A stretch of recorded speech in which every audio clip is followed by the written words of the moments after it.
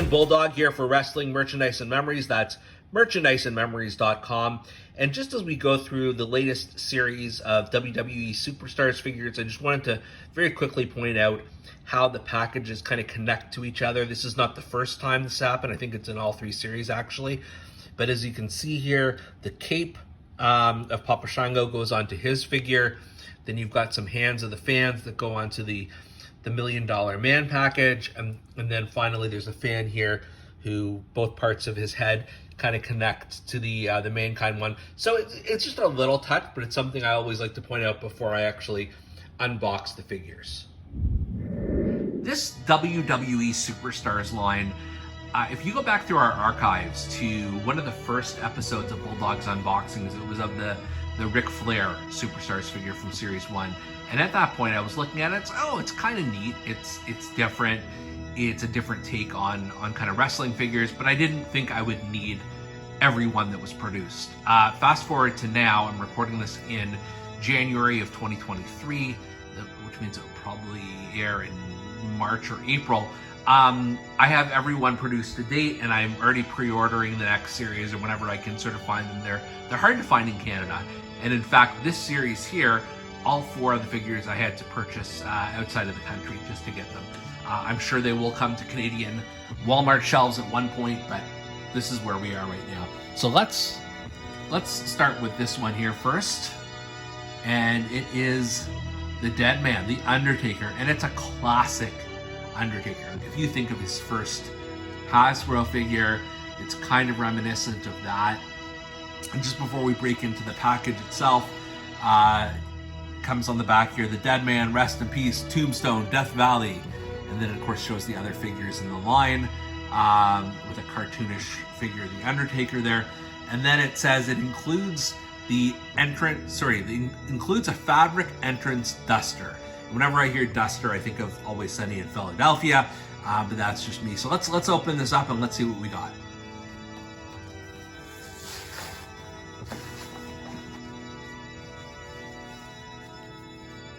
With the Undertaker here, this is just what a very cool look for him. Like I said, it's very similar to the Hasbro, the original one of the Dead Man.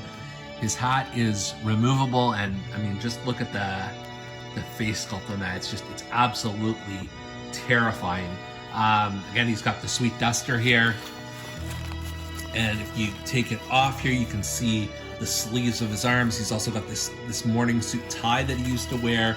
And then just, in terms of other details here, he's got the gray wraps around his boots, which is very similar to when he debuted. And as I put his hat back on here, which I don't think I did right, let's maneuver that around a little bit. I think this is better. I'm just going to mention all four of these figures I'm unboxing today come with a package of extra hands. I'm not going to bother with them right at this moment just because, sometimes it can be a game changer, but more often than not, I usually pose these figures with their original hands and store away the other ones for a rainy day.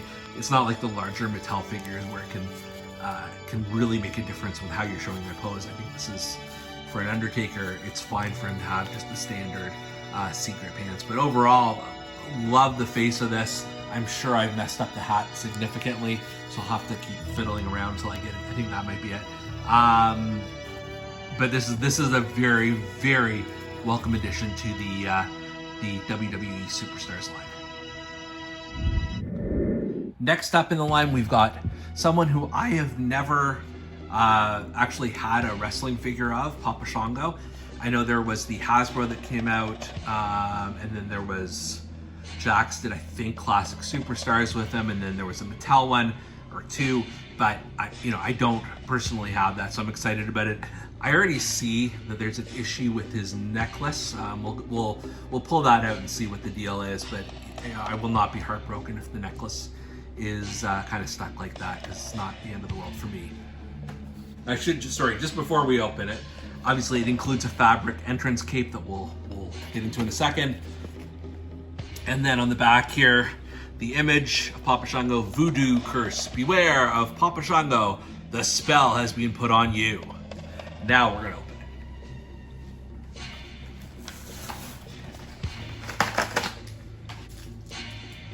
All right, this is, man, what a great figure this is. I have to start with the cape because it's so huge and just eye-catching. And it's made of a fabric here. It's part of his cape, or his what's this? What am I calling? What am I looking for? The sleeve, I guess, that goes over the top of the figure. The necklace itself, I don't think it is going to pop back into place, but I might try and play around with it a little bit just to get it down a little bit more. And then he's got his signature hat, and I don't know if it comes off. Let's see. It does. It comes off. He looks a little different with that, just without the hat on his head. Although I know he obviously wrestled like that. It's got his tattoos, which are amazing. You can lift the top of the entrance robe here to see. Well, I guess there's no tattoos on his chest. I thought there were. I've been missing that, but all out down his arms, and then he's got the red and black color scheme throughout his boots and his trunks. Yeah, I think I have to put the hat on here because for me it's not Papa Shango without the hat. Damn, this is amazing. This is just so colorful and eye-catching and spooky and everything else. So I may work on the necklace itself to see if I can sort of mold it back into place. And once again, comes with extra hands. We're not going to get into that here, but this is just a rock star figure. Love it. From there, we've got the $1 Million Man, Ted DiBiase. Includes a fabric entrance suit. This is kind of reminiscent of his Hasbro figure. I'm not sure if it's the first or second Hasbro. I think it's probably the second, where he has the same sort of green suit and it feels kind of bulky on his Hasbro figure. And then just to look at the back here, the illustrated image of him, and everybody's got a price. Everyone's gonna pay. The $1 Million Man always gets his way. That was not a good $1 Million Man laugh, but please do play along. And let's open her up. Let's see what we got.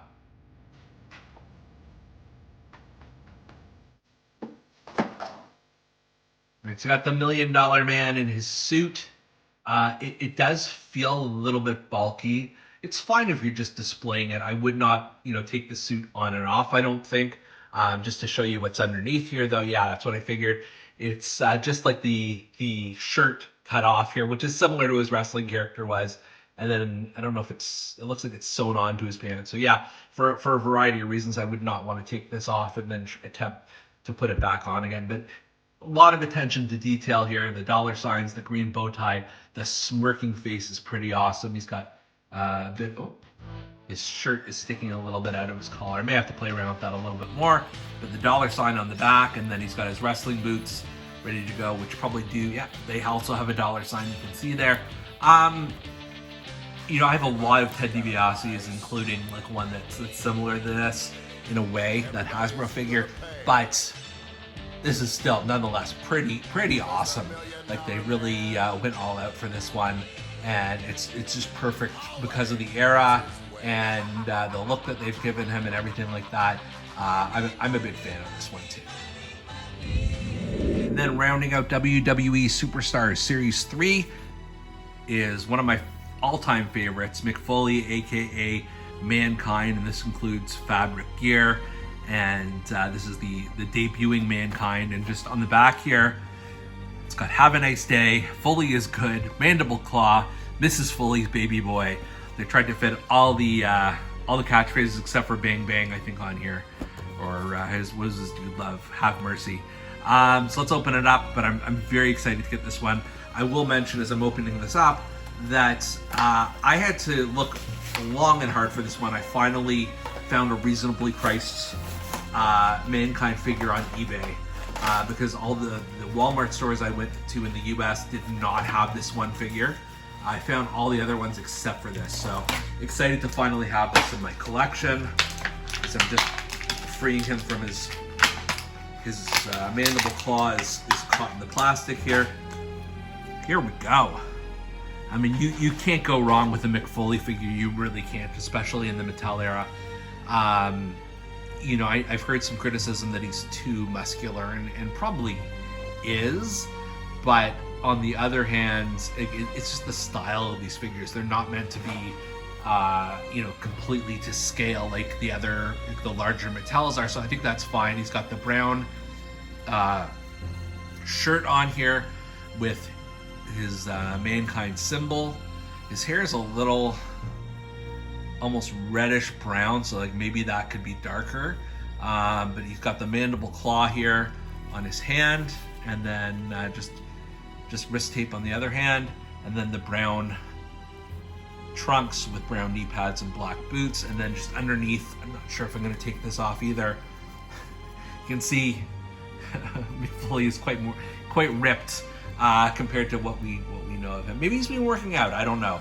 And then once again, like all of these figures, Mrs. Foley's baby boy has a bunch of other hands, which I may or may not experiment with as I display these. But overall, I have a lot of Mankind's, a lot of Mick Foley figures, and this one is really cool. I like the attention to detail, like the fabric shirt on here, and like I said, the physique may not be totally accurate, but it's still a really good figure, a really good period of time for Mick Foley, as he had entered the WWF at the time. So I'm not going to be complaining. This is pretty cool.